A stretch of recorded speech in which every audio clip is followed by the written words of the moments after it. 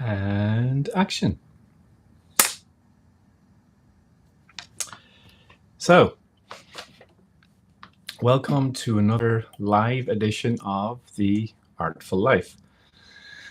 I thought I'd do another live this week because it's, been full, and honestly, this format feels kind of closer to where my energy is now. And I missed a week for the first time since starting this series 29 weeks ago, 30 weeks ago. And it made me think a lot about attention and how it moves, what it pulls us towards, and what it's trying to say when, something gets quiet. So today's episode is really a simple reflection and exploration of that. So missing the week, it didn't feel like failure. One part of the perfectionist side of me, yes, felt a ping for sure. I gave my attention to that, and I had to kind of acknowledge it and let it go. The priority was another project, and there was only really so much attention and energy to go around. And, this is the kind of moment that every kind of creative person eventually faces when you have one or multiple creative projects. They naturally intersect with other things going on in your life, and sometimes you have to listen to and follow where your attention is really drawing you to. So what I've kind of thought about is that attention, it's less about discipline, and it's not kind of willpower, but it's the thing inside you that lights up or dims depending on what you're capable of holding at that time. And here's the thing, it's like your attention moves before you do, and if you watch where it goes and why, it tells you much more clearly what you're actually ready for, much less about what you feel like you should be doing. And so the kind of subtle difference in there as we kind of navigate our artful lives, I feel that attention is something to be noticed and not controlled. So for me, in the last couple of weeks, actually longer than that, couple of months really, my attention has been drawn way more heavily towards screenwriting, reading again, and other responsibilities. For example, I haven't mentioned it before, but this book right here, I co-wrote this book with my business partner, Johanna. We published it in March of this year, and it's a companion piece to a Branding for Beginners online course. Both of these we developed as part of our StoryRise marketing group, where we use origin stories to build brands. And while that was a very unexpected, deviation for me, that my first published book is about storytelling and branding, as opposed to fiction of some kind. We very quickly learned, the realities of publishing a book and of promoting it. It doesn't sell itself. And so you get drawn down the roads of advertising and, posting and social media, and the book itself sometimes gets kind of lost in all that. It's a big rabbit hole once you kind of get into once you get past the kind of creative stage and the wonder of having published something like this. It's like, okay, well, now how do we get it into people's hands? That's been ongoing, and my screenwriting project is nearly ready to be sent to the producer I want to send it to. That has felt amazing to really to find my attention so drawn to that. My attention has not been on screenwriting for, 2 to at least 2 years. And it has felt so good to be drawn to that again on pretty much a chance meeting of an old friend. So it's less feeling like I'm abandoning one aspect of my work, more than I'm not a machine. There's only so many hours in the day, and what is the drawing most of the attention right now? And that's kind of how the channel just naturally quieted a little bit. It's because my capacity shifted recently. Referring back to the book, we have started a new campaign to get that out into the world again. So we're doing multiple things with the business. We're doing a cold email campaign to independent schools. We're reaching out to local bookstores and local businesses to offer to hopefully work with those. We started doing social media again, and even with StoryRise, we find that it's just the two of us. We do it part-time, and we've been working together for a couple of years now, 2.5. And over those 2.5 years, our focus and our attention gets drawn to where we feel it needs to be. We suddenly found ourselves in the middle of creating this course, and then the book rolled so quickly on the back of that. And it was like we followed that momentum, and it was like, wow, we were delighted that we did that. But then naturally other things had to set aside, because it's just the two of us working together for 1.5 to 2 hours a day. And so what we found was that our promotion got a little bit left aside in the last month or two. And this was the first time we posted on social media for a while, and it felt good to get back into it and to feel where our attention is now. We're probably focused by it coming up to the holiday season. Is just about 6 weeks till the end of this year. That always kind of creates it doesn't feel like a panic to us. It doesn't feel like cramming stuff in for the end of the year. It does feel like,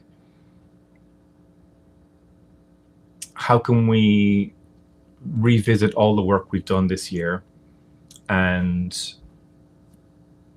give each of it its attention in all the different ways that we've explored. We're constantly looking at new ways to reach out to people and to connect. And we have such a wide range of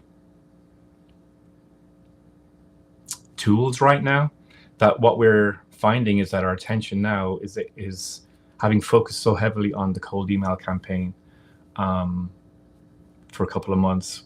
We now have the capacity to look at other avenues like local bookstores and like social media. So although it feels frustrating at times that we can't do it all, we feel, we haven't posted in a couple of weeks, or, we're not doing local outreach, and you have to honor where the attention is taking you at that time.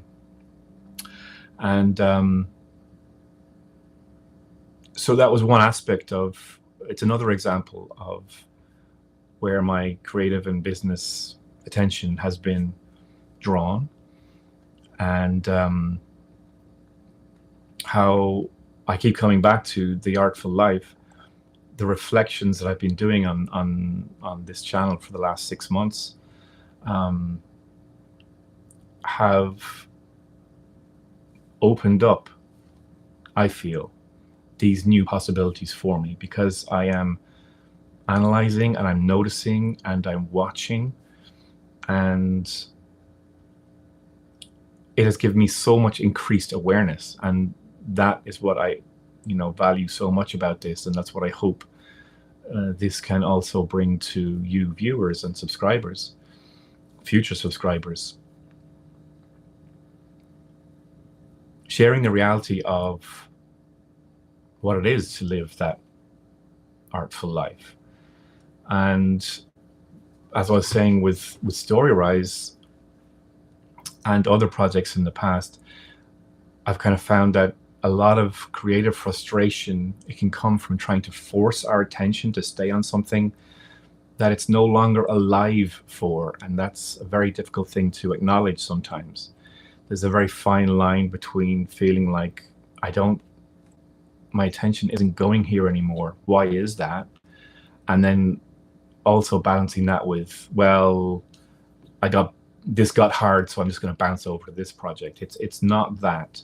It's not just sort of like a series of incomplete things. It's more like doing something to the best of your ability until it no longer is moving forward, because your attention has, by necessity or by circumstance, moved elsewhere. And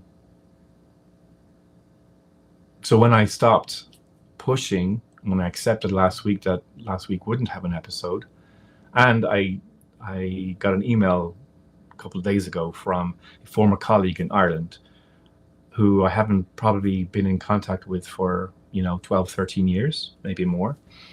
And he was asking me to do some technical test for him. He's a sound mixer. I used to be an editor when we worked together.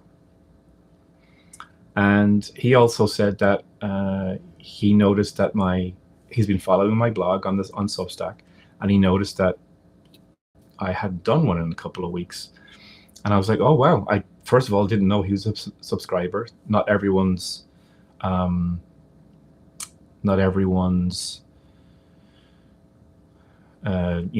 comes up on the subscription list. But it's nice to know that someone noticed, and this feels like, and this week's Substack essay will address this as well. So to reinforce that attention is fluid, trying to freeze it creates burnout, and letting it move gives you back your momentum.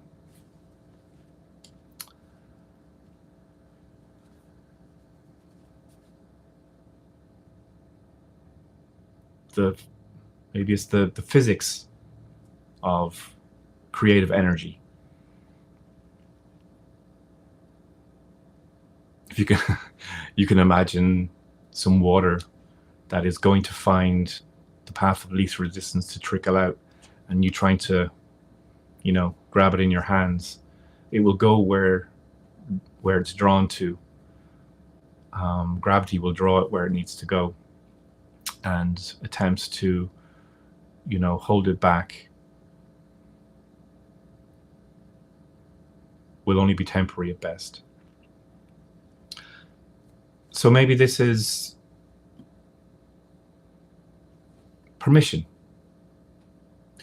to myself and to you to listen to your own attention without guilt. And maybe you remember that if your attention has shifted lately, it doesn't mean that you've lost focus, not necessarily, but it might mean that something else in your life needs you more right now. And this is not saying that you have to stop or quit. You maybe just have to stop fighting yourself. The biggest battle that we all face, fighting ourselves. So yes, this season 3, quarter 3, it's become a lot looser than I had anticipated. I have, like the other seasons, planned out the episodes, and I've had to shift the order around sometimes, and I'm doing these lives very unexpectedly. And again, that's kind of like, where's my attention? Oh, live could help with this right now. Slightly fewer moving parts to get a live up. But then that was new because I had only done scripted videos before. So, the channel is still alive, it's still evolving. and it's just breathing differently at the moment. And I think it's almost my responsibility to allow it to, you know. It's like for 6 months I kind of gave it life, and it's now sort of finding its own feet. So maybe a question to ask yourself is, where has your attention been lately, and what might it be trying to tell you? So thank you for joining, and please leave your reflections in the comments, and do like, share, and subscribe. It helps a lot. Thank you.